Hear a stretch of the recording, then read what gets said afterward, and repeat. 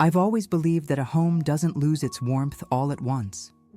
It cools slowly, like a cup of coffee forgotten on the counter, still recognizable, still familiar, but no longer comforting. And looking back now, I see exactly when the warmth in my home began to fade. It was the day Grant walked through our front door with a suitcase in one hand and news in the other. "My brother's coming to stay with us for a while," he said casually, as if he were announcing that we'd run out of milk. At first I didn't mind. How could I? Family helps family. That's how I was raised. I had met Tyler a few times before. He was quiet, polite, a little restless, but harmless enough. He was only 19, practically still a boy, and living with their parents in a small town hours from Maple Ridge. Grant said he needed a fresh start, whatever that meant. I didn't question it. I just nodded and said, "Of course, it's fine." Because back then, everything between us was fine. Our life was simple, predictable in the sweetest way. Grant would leave for work at 7 a.m. sharp, give me a quick kiss before stepping out the door, and promise to bring home something we didn't need but deserved, usually a chocolate bar or a cheap bouquet wrapped in newspaper. I'd spend the mornings with Noah, who was just old enough to get into everything and too little to understand my warnings. Our days were quiet. Our nights were peaceful. Our little family worked. I didn't know how fragile that peace really was. Tyler arrived on a mild Saturday morning, carrying a duffel bag that looked like it had been dragged behind the bus instead of inside it. I remember giving him a hug at the doorway, telling him to make himself at home, and meaning every word. I even set up the small guest room for him. Fresh sheets, a folded blanket, a lamp that cast warm light instead of that harsh blue glare Grant liked. I wanted him to feel welcome. I wanted to be kind. I didn't realize that kindness sometimes opens doors you can't close later. The first few days went smoothly. Too smoothly, maybe. Grant and Tyler spent long evenings talking on the porch, laughing quietly at memories I wasn't a part of. It didn't bother me. I actually liked seeing Grant that happy. He'd always spoken so fondly of his younger brother, the one he used to carry on his shoulders during summer fairs, the kid he taught to ride a bike, the one he promised he'd always protect. I understood the bond. I respected it. But I also sensed something unsettled beneath Tyler's smiles, like an apology he wasn't saying out loud. One morning, about a week after he moved in, I woke to the smell of something burning. I rushed to the kitchen to find Grant and Tyler standing over the stove, both laughing as smoke curled out of a pan that once held what looked like scrambled eggs. "Relax, Grace," Grant said, waving a spatula like a white flag. It was supposed to be breakfast in bed. I laughed with them. I teased them. We opened the windows to let the smoke out. It was harmless, funny even, and for a moment it felt like my home had expanded, not shrunk. But that feeling didn't last. Little by little, the house began to change. And so did Grant. It started with the small things, him staying out later after work, spending more time with Tyler than with Noah and me. I told myself it was normal, brothers reconnecting, catching up, nothing to worry about. But every reassurance I whispered to myself came with a faint ache behind it, like a thread being pulled from a sweater, tiny, barely noticeable, but persistent. One night, after putting Noah to bed, I walked into the living room to find the two of them getting ready to head out again. "It's just the bar down the street," Grant said. "We're going to play a few rounds of pool." I forced a smile. "On a Wednesday?" "Come on, Grace.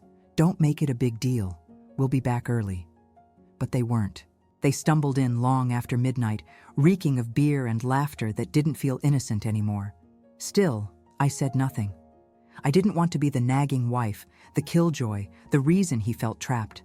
I kept convincing myself that this phase would pass. But it didn't. Day by day, I felt the house stretching around me, like the walls had grown farther apart. I could be in the same room as my husband and still feel a distance that hadn't existed before Tyler arrived. And though I didn't understand why, I felt myself holding my breath without meaning to, as if my body already knew the storm that was coming long before my mind could accept it. It was the first time, though I didn't realize it yet, that home stopped feeling like home, and the man I loved, the man I trusted with every beat of my heart, was beginning to slip through my fingers. But I had no idea just how far he was about to fall.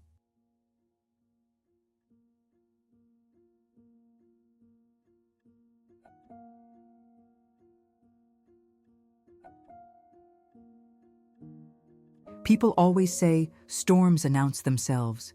Dark skies, heavy air, a wind that shifts direction. But in my house, the storm arrived quietly. It slipped between conversations, hid inside laughter, and planted itself in the small spaces between my husband and me. If I had been paying closer attention, maybe I would have noticed sooner. Maybe. At first, Tyler's presence felt like a blessing disguised as a disruption. He helped with small chores without being asked, carrying groceries in, fixing the loose hinge on Noah's bedroom door, offering to mow the lawn. For a while, it seemed harmless, kind even. But there's a difference between someone helping and someone settling in. And Tyler settled in fast. Grant started waking up earlier just to have breakfast with him.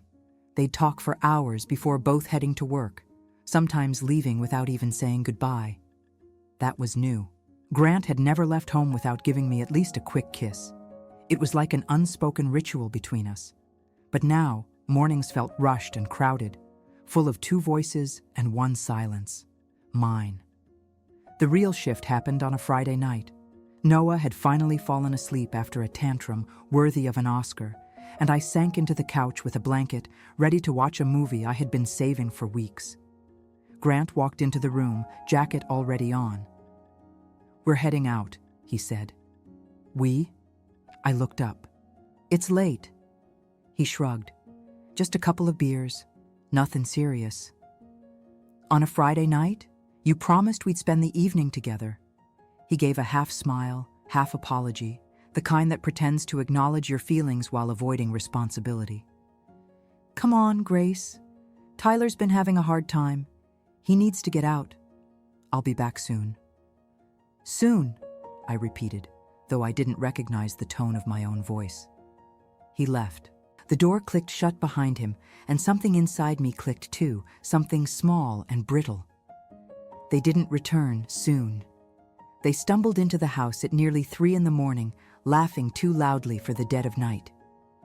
They smelled of beer, sweat, and something else, something sharp that lingered in the air long after they collapsed into their rooms. For the first time, I felt fear.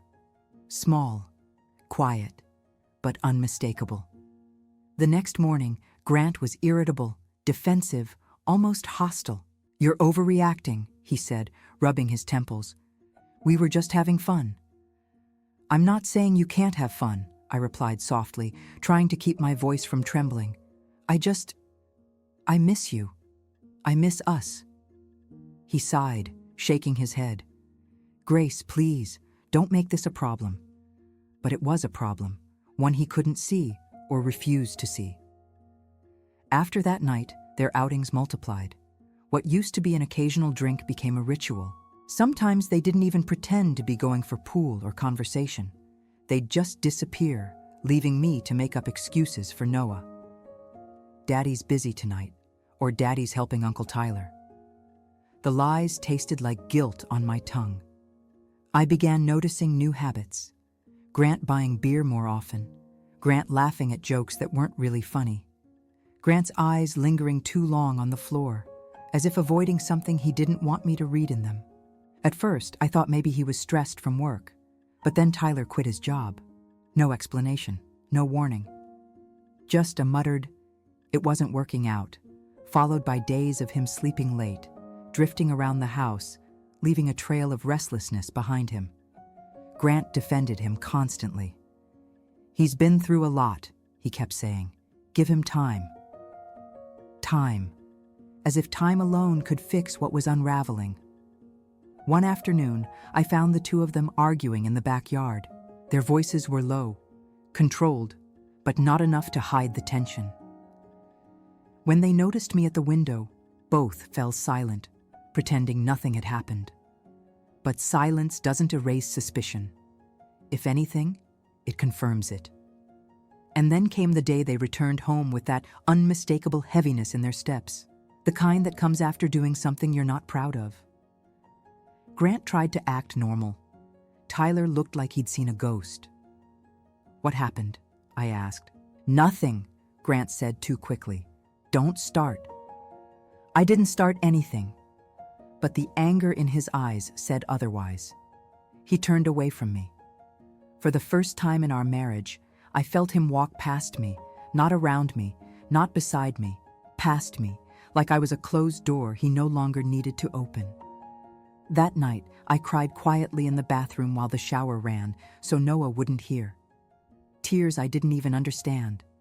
Tears for a man who was slipping away. Tears for a brother-in-law whose shadow had begun to swallow the few safe corners of my home. It was becoming clear. Tyler hadn't brought peace with him. He'd brought a storm. And Grant, my Grant, was walking straight into it without looking back at the woman he was leaving behind. I didn't know it then, but the worst was yet to come. The storm had only just begun.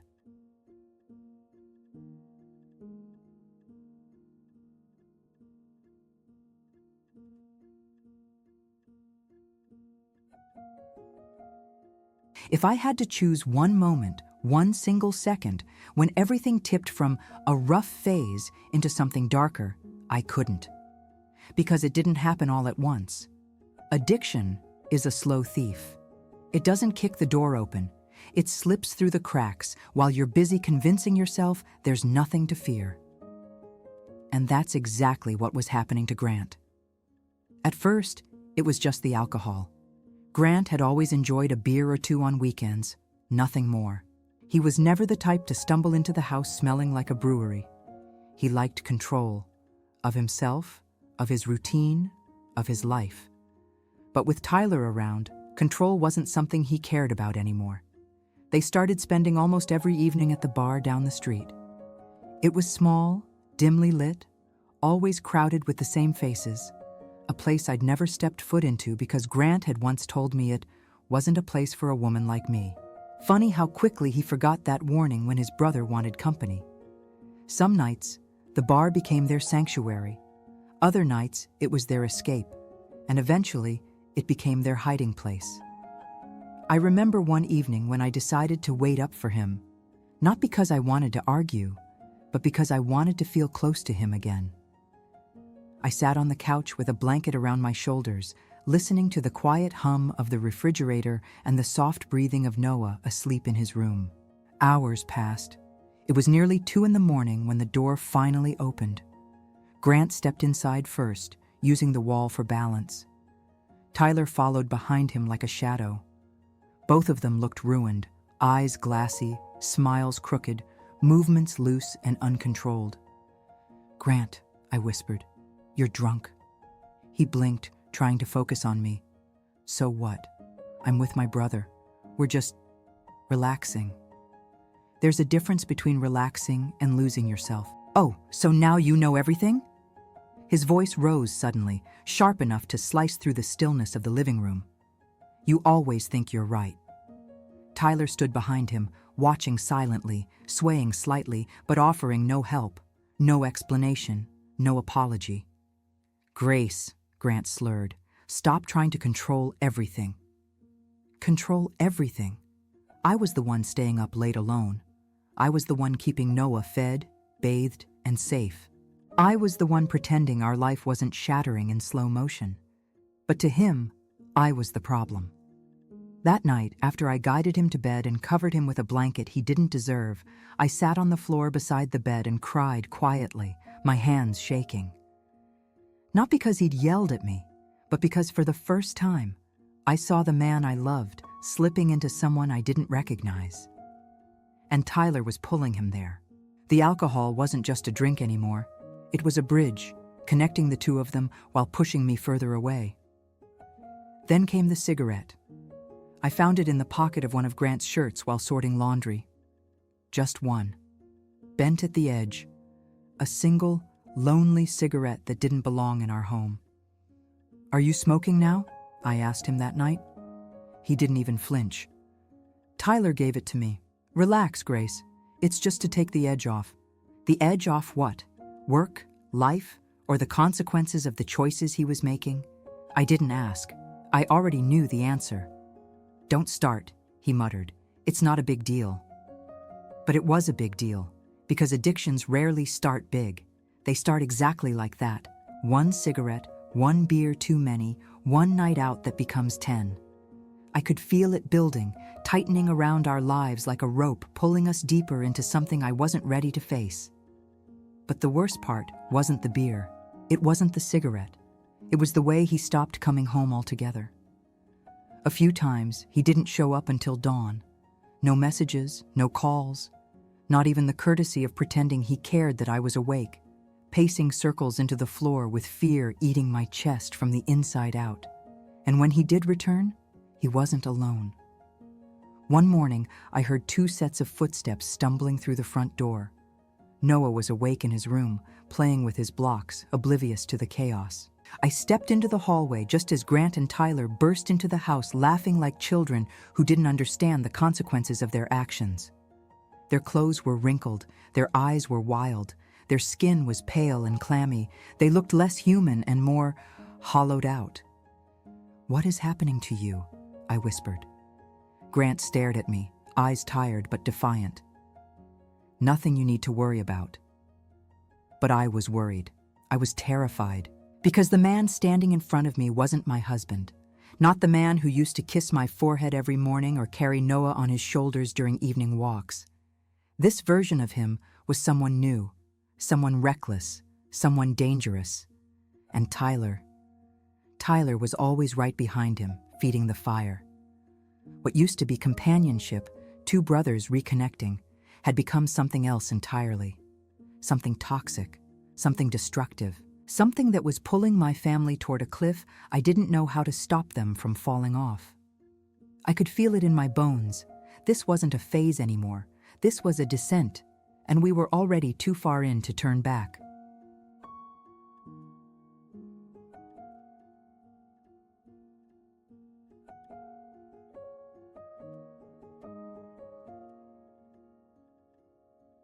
There are moments in life that split everything into before and after. And for me, that moment came on a Tuesday afternoon, so ordinary, so painfully uneventful, that it almost didn't feel real. I was folding Noah's clothes in the bedroom when I opened one of Grant's shirts to smooth it out. As I shook it, something small and stiff fell from the pocket. I heard the faintest tap against the hardwood floor. When I looked down, my heart stopped. A cigarette, just one, bent at the filter, almost crushed, as if Grant had shoved it into his pocket without thinking. But there it was, proof that something inside him was shifting in ways I didn't recognize. Grant didn't smoke. He had always hated the smell. He used to complain when neighbors lit one outside. And now, this?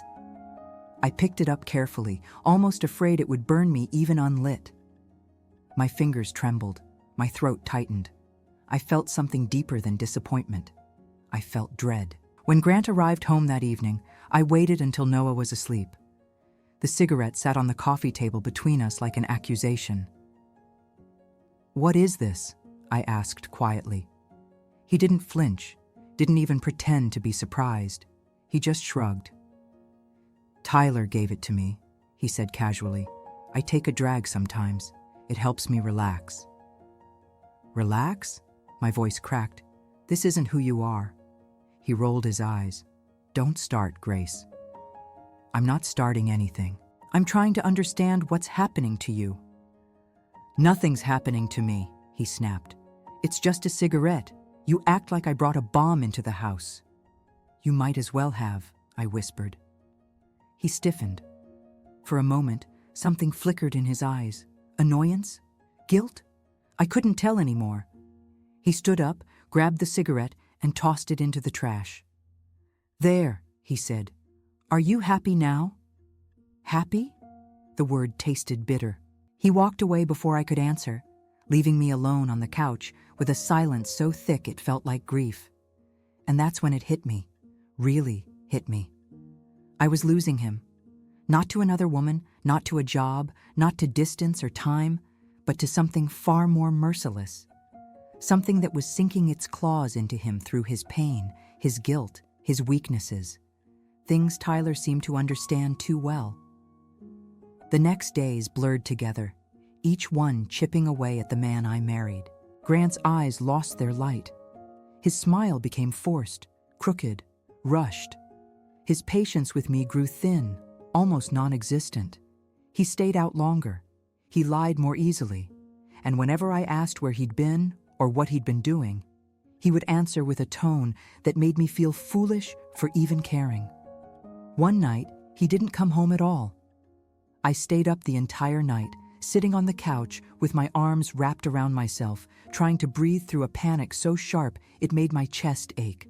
Every car that passed outside made me jump. Every siren made my heart race. I kept thinking something terrible had happened, that he was lying somewhere in the dark, hurt, freezing, alone. He came home at 6 a.m., smelling not just of alcohol, but of something chemical, something sharp, something wrong. "Where were you?" My voice was soft, terrified. He didn't answer. He brushed past me, heading for the bathroom. "Grant, talk to me, please." "I don't need this right now," he muttered, slamming the door behind him. The sound echoed through the entire house and through every part of me that still believed I could reach him. Later that day, I overheard him and Tyler whispering in the kitchen. Voices low, tense, rushed. When they noticed me, they stopped immediately, as if I'd walked in on something forbidden. I knew then that whatever was happening wasn't just drinking. They were hiding something much darker, something neither of them wanted me to see. That evening, Grant sat on the edge of our bed, elbows on his knees, head in his hands. For a moment, he looked like himself. The man I fell in love with, vulnerable, tired, worn down by life. I sat beside him quietly. "You can talk to me," I whispered. He didn't look up. "You wouldn't understand. Try me." Silence stretched between us, heavy and suffocating.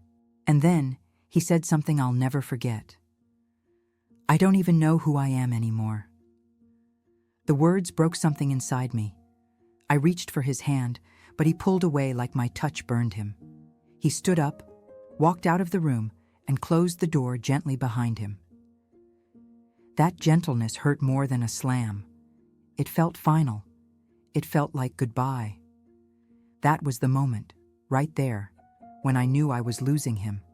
Not because he didn't love me, but because something else had taken hold of him. Something stronger than my words, my patience, or my hope. And deep down, in the quiet part of myself I didn't want to acknowledge, I knew. I wasn't just losing my husband. I was losing our life. Piece by piece, day by day. And there was nothing I could do to stop it.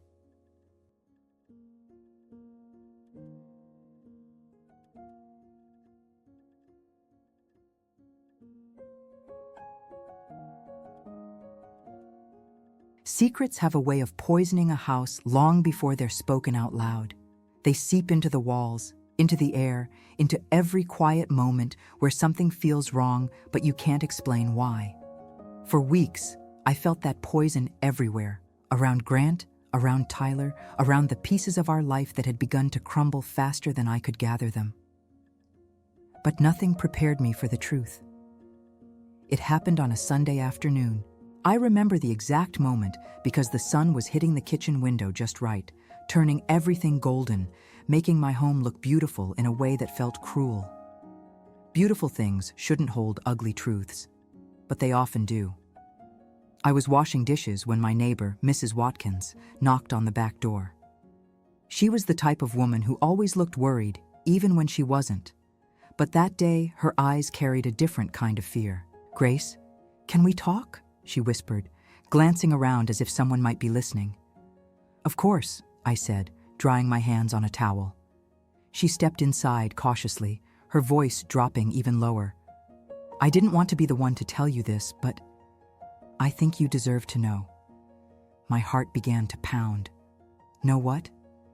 She hesitated, and in that second I wished she'd just leave.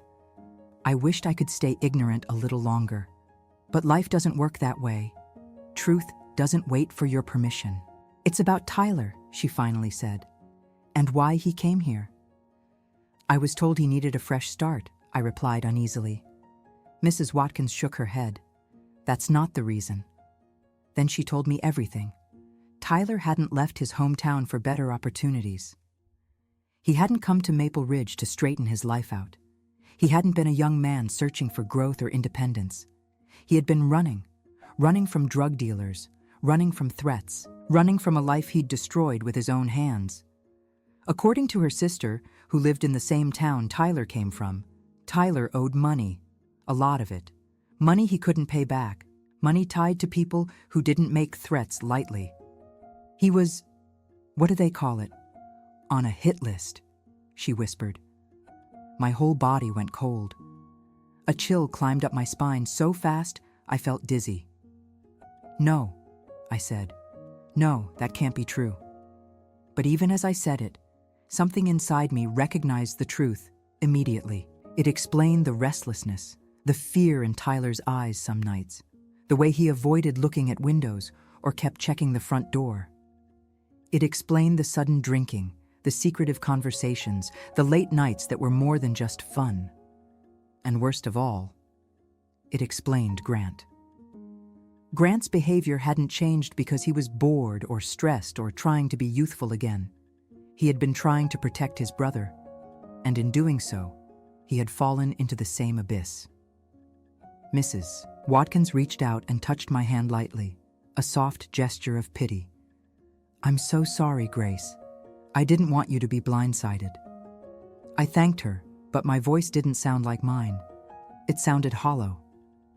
After she left, I sat in the kitchen for a long time, staring at the sunlight on the tiles, wondering how a room could look so warm when my entire world felt frozen. That evening, when Grant came home, late, tired, avoiding my eyes, I finally confronted him. "Why is Tyler here?" I asked. He stiffened instantly. "What kind of question is that?" "A real one," I whispered. "Why is he really here? Don't lie to me, Grant. I know something happened. I just want to hear it from you." For a moment he looked at me with such exhaustion that it broke my heart. He wasn't angry. He wasn't defensive. He was just defeated. He sat down at the table and rubbed his face with both hands. "He got into trouble," he said quietly. "What kind of trouble?" "The kind he can't fix on his own. Grant, is he in danger?" He looked up, and that was my answer. He didn't need to speak. The truth was in his eyes. "Yes," he finally whispered. "He's in danger. And now, we might be too." I felt the floor tilt under me. My legs trembled. My heart hammered so hard I could hear it in my ears. "Why didn't you tell me?" "Because I didn't want to scare you," he said. "I thought I could help him. I thought if I kept him close, kept him safe, he'd have a chance. And what about us?" My voice cracked. "What about our family?" Tears filled his eyes, something I hadn't seen in months. "I didn't know how to protect all of you at the same time." It was the kind of answer that hurts more because it's honest. I wanted to scream. I wanted to cry. I wanted to shake him for dragging us into this nightmare. But I didn't. Instead, I sat across from him, broken, understanding the impossible choice he'd been trying and failing to make. That night, lying beside him in bed, I stared at the ceiling and realized something terrifying. It wasn't just addiction that was tearing him away from me. It was fear. Fear for his brother. Fear of losing him. Fear of failing him. And in protecting someone who had already destroyed himself. Grant was destroying us too. That was the night I understood the truth completely. My husband wasn't falling by accident. He was being pulled down by loyalty, by guilt, by blood, by secrets that were never meant to be ours. And I didn't know how to save a man who was drowning himself for someone else.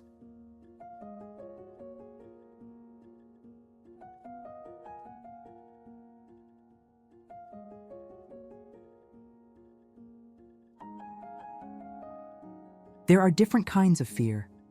There's the kind that warns you, the kind that whispers, the kind that nudges you awake in the middle of the night because something doesn't feel right. And then there's the kind that settles in your home, quiet, heavy, suffocating, until every sound becomes a threat and every shadow feels like a stranger. That was the kind of fear that took over my life. It began slowly. A missing $20 bill from my wallet. Then Noah's piggy bank, feeling lighter than usual. A pair of earrings I rarely wore disappearing from my jewelry box. At first, I doubted myself. Maybe I misplaced things. Maybe I forgot where I put the money. Maybe Noah had gotten curious and played with the coins. But deep down, I knew it wasn't me. And it certainly wasn't Noah. One night, after putting him to sleep, I searched the house for the missing earrings. Checking drawers, under furniture, behind the dresser. Nothing. But when I walked past Tyler's bedroom, I noticed his door wasn't fully closed. A sliver of light cut through the dark hallway. I pushed the door open just enough to peek inside. The room was a mess. Clothes on the floor, dirty dishes on the nightstand, an open backpack spilling its contents everywhere. But what froze me in place wasn't the chaos. It was the unmistakable shape of my missing necklace glinting under a pile of shirts. My heart dropped. Before I could move, before I could even process what I was seeing, the front door opened. Voices, male, low, unfamiliar, echoed through the house. I stepped back from the doorway, pulse pounding, and hurried down the hall. 3 men stood in my living room, strangers in my home. Grant and Tyler stood with them, speaking in hushed tones. When Grant saw me, his face tightened with panic. "Grace, go upstairs," he said quickly. "No," I demanded, my voice trembling. "Who are they?" "They're just friends," Tyler answered. But the smirk on his face told another story entirely. Friends don't scan the house like they're taking inventory. Friends don't hide tiny plastic bags when the homeowner appears. Friends don't bring danger with them like a scent trailing behind. My instincts screamed at me. My skin crawled. Something was wrong. Terribly, undeniably wrong. "I said go upstairs," Grant repeated, more forcefully this time. I didn't argue. I didn't want to make it worse. I simply walked away, each step feeling like I was walking deeper into a nightmare I couldn't wake from. From Noah's bedroom, I listened through the cracked door. Muffled voices, arguments disguised as negotiations, a laugh that didn't sound human, the unmistakable rustle of money being exchanged. My hands shook around Noah's little shoulders as I held him close, pretending I was just checking on him while praying he'd stay asleep. After a while, the men left, the door shut. Silence returned. But it wasn't the silence of peace. It was the silence of something rotten settling into the walls. I found Grant in the kitchen, forehead pressed against his hands. "What was that?" I whispered. "Business," he muttered. "Business?" I took a step back. "Grant, what are you doing?" "It's not what you think," he said quickly, desperation creeping into his voice. "It's just temporary. Tyler owes money. I'm helping him pay it off." "By doing what?" Tell me the truth." He didn't answer, because the truth would destroy whatever illusion I was still clinging to. I stared at him, this man I had once trusted more than anyone, and I felt something inside me shatter. Not loud, not explosive, just quietly, irreversibly. "You're dealing, aren't you?" The words came out as barely more than breath. He closed his eyes. That was my answer. I felt the air leave my lungs. My knees weakened. The room tilted. My husband, my Grant, was now involved in something that could kill him. Kill all of us. "Grace, please," he said, reaching for me. "I'm handling it. I'll fix this, I promise." I jerked away. "Don't touch me." He froze.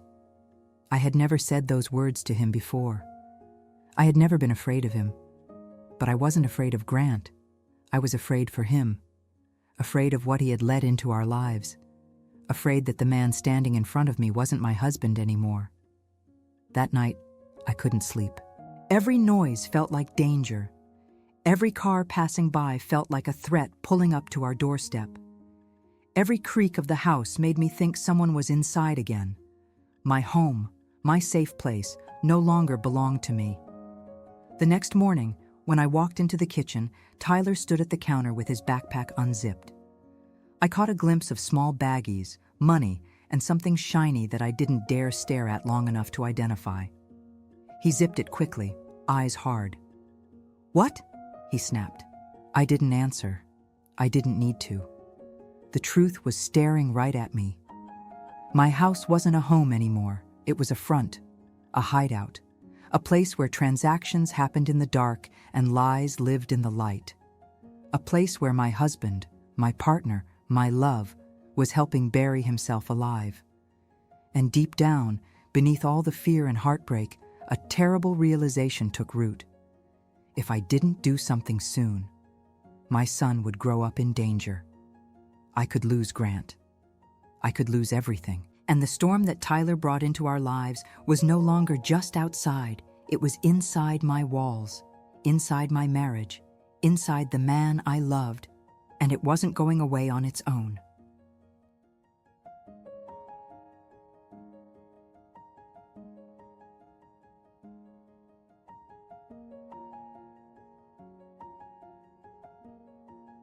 There comes a point in every woman's life where love and survival stop being allies and become enemies. I never imagined I would stand at that crossroads. I never imagined that the man I once trusted with my whole heart would one day force me to choose between saving myself and saving him. But that's exactly where I found myself. The days after those strangers walked into my home were the longest of my life. Every morning, I woke up wondering what version of Grant I'd get. Tired, agitated, distant, or the rare flicker of the man I married. Most days, it was none of these. Most days, it was just a shell. A body moving without purpose, without hope, without the warmth that once made our house feel like a family. Tyler, on the other hand, seemed to thrive inside the chaos he brought. He walked around the house with the confidence of someone who had nothing left to lose and nothing to fear. He didn't care what I saw. He didn't hide his deals. He didn't hide the money. He didn't hide the poison he carried in that backpack. He didn't hide his grip on my husband. One afternoon, I found Grant sitting at the kitchen table, staring at his hands. His fingers trembled, his clothes were rumpled, his eyes were heavy with something that looked like shame, but also something deeper, something darker. "You need help," I whispered, sitting across from him. He didn't look at me. "I'm fine." "You're not fine. Grant, you're not even close." "I said I'm fine," he repeated more forcefully. "Look at yourself," I urged, voice cracking. "You barely sleep. You barely eat. Your hands shake. You can't even be in the same room as Noah without looking like you're afraid you'll break." The moment I said Noah's name, something flickered in his eyes. Fear, guilt, pain. "I'm doing this for my brother," he muttered. "And what about your son?" My voice rose without meaning to. "What about your family? What about the life we built?" "He needs me," he said, almost pleading. "Tyler needs me. And I don't?" The words escaped before I could stop them. "Noah doesn't. Is Tyler worth more than us?" "Don't twist my words." "I'm not. I'm asking a question you're too afraid to answer." He stood abruptly, pushing the chair back so hard it scraped the floor. "You don't understand." "Then explain it to me," I cried. "Please, help me understand why you're willing to drown yourself for him." His voice broke. Because I'm the only one he has left. And who do we have? I whispered. Grant stared at me, really stared, like he was seeing the damage for the first time. Like he was finally noticing the fear, the sleepless nights, the way I flinched every time the doorbell rang. But it wasn't enough. Nothing was enough anymore. That evening, after Noah had fallen asleep and the house grew quiet, I walked into our bedroom and closed the door behind me. Grant sat on the edge of the bed, shoulders slumped, eyes staring into some dark world inside his mind that I couldn't reach. I stood in front of him and spoke the words I never imagined saying. You need to choose. His head snapped up. Choose what? This life or your family? His face paled. Grace. No, I said firmly. I'm done pretending we're okay. I'm done convincing myself this is temporary. You're destroying yourself. You're destroying us. And I won't let that poison touch Noah. Tears filled his eyes, but he shook his head. I can't abandon Tyler. I can't. He's abandoning you, I shouted. He's dragging you into the same hole he's in. And if you don't pull yourself out now, you're going to lose everything. The silence that followed felt like suffocation. Grant lowered his head into his hands, shoulders shaking. For a moment, I thought I had reached him, really reached him. But when he finally looked up, his voice was crushed with resignation. I don't know how to stop, he whispered. And there it was, the truth I'd been afraid of, the truth that tore whatever was left of my heart. He wasn't choosing Tyler over us. He wasn't choosing drugs or danger or chaos. He had lost the ability to choose at all. He was trapped, held by addiction, by guilt, by fear, and by a brother who needed him just enough to destroy him. That night, I lay awake beside him, listening to his uneven breaths. He smelled like smoke and sweat and the faint chemical scent I couldn't name. I stared at the ceiling and asked myself the question every broken-hearted woman asks at least once in her life. How do you save someone who doesn't want to be saved? There was only one answer, and it broke me more than anything else. You don't. You save the people who still can be saved. And that meant Noah. And that meant me. And God help me. That meant even Grant, whether he understood it or not. Loving him wasn't the problem. Loving him was the reason I couldn't let him keep going. And so, for the first time since the chaos began, I knew what I had to do. Not because I wanted to, not because I stopped loving him, but because love was no longer enough to keep any of us alive.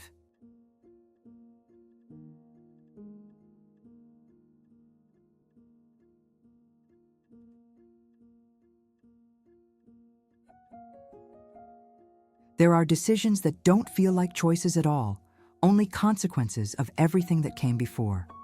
Actions you take not because you want to, but because life corners you until there is only one direction left to fall. Calling the police on my own husband was one of those decisions. But before I made that call, there was a night I will never forget. It was close to midnight when I heard the front door slam. Not close, not quiet, not cautious, just a violent crack that made Noah stir in his sleep. I rushed out of his room, heart pounding, and found Grant stumbling into the hallway with Tyler right behind him. They weren't just drunk this time. They were gone. Eyes glassy, pupils wide, bodies loose and trembling like they weren't entirely inside themselves. "Grant," I whispered, terrified, "what did you take?" He blinked at me, once, slowly. "I'm fine," he slurred. "Grace, I'm fine." He wasn't. He could barely stand. Tyler wasn't doing much better, leaning on the wall, sweating, scratching at his arms like something was crawling under his skin. And then I saw something in Grant's hand. Something small. Something white. Something I had only seen on TV or in movies. A tiny plastic packet. He didn't even bother to hide it. My voice vanished. My breath vanished. The entire hallway spun around me. This wasn't just drinking. This wasn't just smoking. This wasn't just poor decisions or bad influence. This was drugs, hard drugs. My husband, Noah's father, was poisoning himself piece by piece, and he didn't even care anymore. "Grant," I said, barely able to speak, "you're going to kill yourself." He laughed. Actually laughed. It wasn't happy or amused. It was hollow, manic, twisted into something I didn't recognize. "I'm just relaxing," he muttered. "Relaxing?" I cried. "You can't even walk straight," Tyler scoffed. "Why don't you back off, Grace? You're always—" "Shut up!" I snapped, for the first time ever raising my voice at him. "I'm not talking to you. I'm talking to my husband." Grant flinched. Just slightly. A flicker of the man I loved surfaced for a fraction of a second. But then it was gone. He pushed past me, muttering something I didn't understand, and stumbled toward the kitchen. Tyler followed, bumping into the wall so hard it rattled a picture frame. I stood frozen in the hall, trembling, realizing something awful. They weren't just using anymore. They were distributing. My home wasn't just unsafe. It was a crime scene. I didn't sleep that night. I sat on the floor beside Noah's bed, listening for any sound, terrified someone dangerous might knock on our door, or worse, break it down.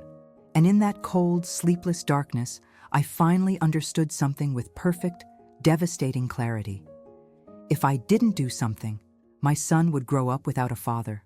Or worse, my son might grow up around this. Either way, it would destroy him. It would destroy all of us. I couldn't let that happen. Not for love, not for loyalty, not for anything. The next morning, Grant left without a word. Tyler followed 20 minutes later. I waited until the house was silent, until the reality finally settled over me like a suffocating fog. And then, I walked to the phone. My hand shook so violently I had to steady it on the wall. Tears blurred my vision before the numbers even came into focus. Every memory of our life together rushed through me at once. The day we met, the day he proposed, the day Noah was born, the countless nights we fell asleep holding each other because life felt safe, predictable, ours. But those memories were no longer the man standing in my house. Those memories weren't enough to save him. Saving him meant losing him, and loving him meant letting go. With a breath that felt like it might tear my soul apart, I dialed the number. "Maple Ridge Police Department. What's your emergency?" I couldn't speak at first. My throat tightened so painfully I thought I might choke. The dispatcher repeated the question, gently this time. I need to report something," I finally whispered. "It has to stay anonymous." "Of course. What's happening?" I closed my eyes, and the words came out, the ugliest, most necessary words I had ever spoken.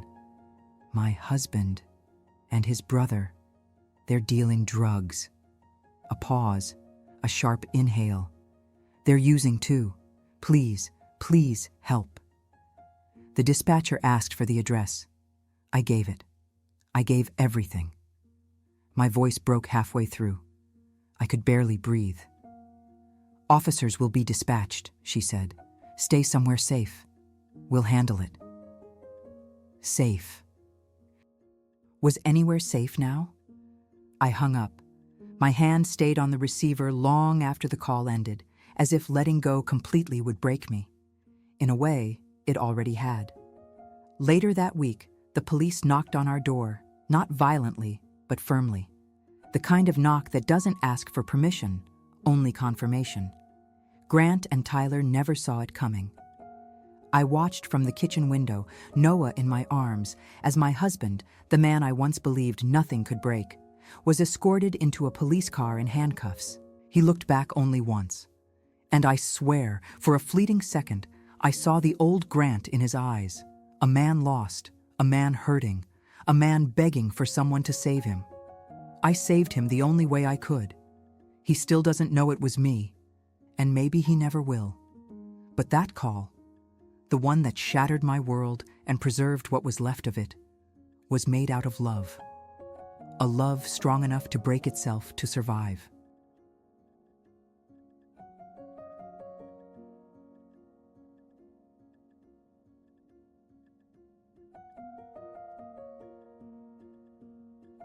There are days that carve themselves into your bones, days you can never forget, even when you try, especially when you try. The day Grant went to court was one of those days. I didn't sit in the front. I didn't want him to see me. Not because I was afraid of the truth, but because I didn't want my presence to confuse him. I wasn't there to stop anything. I wasn't there to save him from consequences he desperately needed. I sat in the very back row, small and silent, holding a tissue I never used because the tears never made it past my eyes. They just stayed trapped in my chest, burning. They brought Grant into the courtroom in handcuffs. That was the moment something inside me died. His hair was messy, his face pale, his eyes empty in a way that terrified me more than any anger or shouting ever could. He didn't look like a criminal.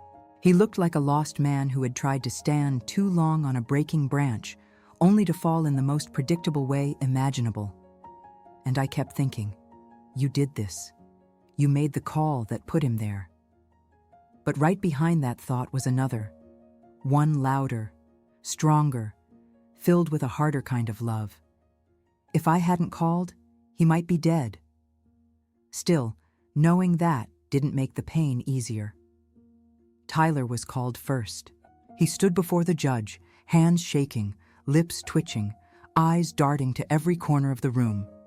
He wasn't ready to face anyone. Not the judge, not the law, not his own conscience. His voice cracked when he answered questions. He admitted possession. He admitted distribution. He admitted nothing else. He didn't look at Grant once. But Grant, he looked at Tyler like he still believed he could save him. Then Grant took the stand. I didn't breathe. I don't think anyone did. The entire room shifted, quiet, heavy, waiting. He raised his right hand. He swore to tell the truth. And for the first time in months, I saw the man I married surface beneath the exhaustion and regret. His voice was steady, clearer than I expected. He admitted more than Tyler, more than the police knew, more than anyone asked for. He told them he'd been using. He told them he'd been selling. He told them he did it to help someone who wouldn't survive on his own. He didn't say Tyler's name, but he didn't need to. Everyone understood. And then he said something that tore through me so violently I felt the oxygen leave my body. I lost myself trying to save my brother, and in the process, I lost my family too. My throat closed, my vision blurred. That was the moment I had to dig my nails into my palms just to stay silent, just to keep from sobbing out loud. Grant continued, I don't want to ruin anyone's life but my own. I don't want my son growing up watching me disappear. I don't want my wife living in fear of me. His voice broke on that last word, wife. He looked down, and for the first time, he looked ashamed, not beaten. Then the judge asked the question that changed everything. Do you want help, Mr. Forrester? And Grant nodded. He didn't look at Tyler. Not once. He didn't ask for him. He didn't try to protect him anymore. For the first time in this entire nightmare, Grant chose something for himself. And I realized, with a painful swell of hope and heartbreak mixed together, that tiny nod, that single, quiet, desperate plea for help, was the man I fell in love with, fighting to come back. The judge ordered him to a rehabilitation program instead of jail time. 90 days minimum, intensive monitoring, counseling, no contact with Tyler until further notice. Tyler exploded, shouting, cursing, refusing to accept responsibility. Security had to escort him out. His rage filled the room like a storm, but Grant didn't flinch. He didn't look after him. He simply stared forward, jaw tight, hands trembling. It was the most painful thing I'd ever seen, and the bravest. When they led Grant away, his eyes lifted, just for a second, drifting over the courtroom. And then he saw me. It was fast. A single heartbeat. A flicker of recognition followed by something deeper. Relief? Pain? Maybe both. He didn't smile. He didn't cry. He didn't mouth any words. He simply closed his eyes for a moment, like my presence hurt and healed him at the same time. And then he walked on, guided out of the room and into the next chapter of his own reckoning. I stayed seated long after everyone else left, long after the judge walked out, long after the echoes faded. I stayed because my body refused to move, because my heart refused to understand how love could cost so much, demand so much, break so much, and still not die. When I finally stood to leave, it hit me all at once, the truth I'd been avoiding for months. I wasn't losing Grant. I had already lost him. But maybe this was the path that could bring him back. Not to me, not to the past, but to himself. And loving him meant accepting that sometimes the road to healing runs straight through heartbreak. That was the day I learned what love truly costs. Not loyalty, not sacrifice, not time, but letting go, so the person you love has a chance to rise again.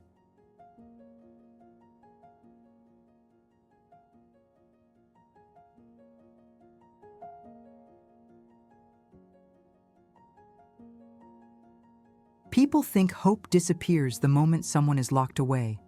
They imagine prison as a place where light goes to die, a place where mistakes grow teeth and memories turn into ghosts, and the future becomes a wall you can't see past. But sometimes, hope is born there. Not the loud kind, not the kind you celebrate, but a small, stubborn, fragile kind of hope, the kind that grows only in darkness. That was the hope I found the day I visited Grant behind those gray cement walls. The rehabilitation program the judge ordered wasn't a traditional prison, but it wasn't freedom either. It was strict, controlled, cold. A place where routines replaced chaos and consequences replaced excuses. A place where you met yourself in the mirror, whether you wanted to or not. I hadn't visited him yet, not once. Not because I stopped loving him, but because I needed to know he wasn't leaning on me to survive this time. He needed to stand on his own legs, face his own demons, walk through the fire without expecting me to drag him out. But the day came, the one I couldn't avoid, couldn't escape, couldn't delay any longer. I owed him the truth, the real truth, the truth without anger or fear or the weight of survival pressing onto my chest. I walked through 2 sets of metal doors that clanged shut behind me like the punctuation of a life I once knew. The air smelled sterile, heavy with the scent of old paint and sharp regrets. A guard led me to a visitation room. No phones behind glass, just tables, chairs bolted to the floor, and silence thick enough to choke on. Grant walked in. He looked different. Not better, not worse, just real. His face wasn't puffy anymore. His eyes weren't hollow. His hands didn't shake. He looked tired, yes, but he also looked present, alive. When his eyes found mine, he froze. And in that second, the world around us disappeared. The guards, the walls, the cold fluorescent lights, everything dissolved until it was just him and me, standing at the edge of everything we used to be and everything we might never be again. He sat across from me, folding his hands slowly, carefully, like he was afraid sudden movement would scare me away. "Grace," he whispered. It wasn't a greeting. It was a prayer. I swallowed. "Hi." Silence sat between us for a long moment, but it wasn't the angry kind, not the broken kind. It was necessary. A moment to breathe. A moment to accept that the 2 people sitting at that table weren't the same ones who had once promised forever. He spoke first. "I'm clean." I nodded, tears pricking behind my eyes. "I can see that." "I'm trying," he said, voice rough. "Every day, I'm trying to become someone you don't have to be afraid of." "I was never afraid of you," I whispered. "I was afraid of losing you." He closed his eyes like the words cut him deeper than the walls ever could. "I'm sorry," he said, "for everything, for the lies, for the pain, for letting Tyler drag me down, for letting myself become someone I didn't recognize. And someone I didn't know how to save, I added softly. He opened his eyes, and I saw it, the truth, raw and unfiltered. I didn't come here to ask for forgiveness, he said, or for you to wait for me, or to pretend it wasn't my own choices that ruined everything. He took a deep breath. I came here to tell you that if you walk away, I'll understand, and I won't blame you. My throat tightened. He meant it. He really meant it. And that hurt more than anything else he could have said. Grant, I whispered, I'm not here to decide anything today. I'm not here to give you an answer about us. I'm here because I needed to see if there was still something inside you worth hoping for. He leaned forward, voice shaking with sincerity. There is, he whispered. For the first time in a long time, there really is. He told me about the program, about counseling sessions that made him break down, about the night he detoxed, shaking, crying, begging for relief that never came, about the first morning he woke up sober, not clean, not healed, but sober enough to feel something again. And then he said the sentence I will remember for the rest of my life. I want to get better, not to win you back, but to deserve to stand in the same world as you again. It wasn't a promise. It wasn't a plea. It was truth, pure and painful and real. I reached across the table. My hand trembled. His eyes widened, not with expectation, but with gratitude. Our fingers touched lightly, softly, not like lovers, not like strangers, like two people rebuilding something from ashes. Not a marriage, not a fairy tale, not a guarantee, but the smallest seed of trust. I don't know what the future looks like, I admitted. Neither do I, he said. But I do know this, I whispered, my voice steadying. Noah deserves a father he can be proud of. And you deserve a life that isn't defined by your worst days. He nodded, swallowing hard. For the first time in months, I saw hope in his eyes. Not borrowed hope, not forced hope, but something he was carrying on his own shoulders. We talked until visiting hours ended, and when I stood to leave, he didn't ask me to stay. He didn't ask me for anything. He simply whispered, "Thank you for not giving up on the idea that I could become better, even when I gave up on myself." As the doors opened for me to leave, I looked back one last time. Grant stood there with his hands clasped, shoulders squared, chin lifted just slightly, not the posture of a broken man, but of one finally choosing to rise. And in that cold gray place where hope shouldn't exist at all, I felt it.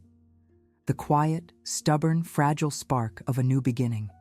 Not for us as a couple, not yet, maybe not ever, but for him. For the man he might still become, for the father Noah deserves, for the soul fighting to step out of the dark. Hope behind prison walls, small, uncertain, beautiful, and real.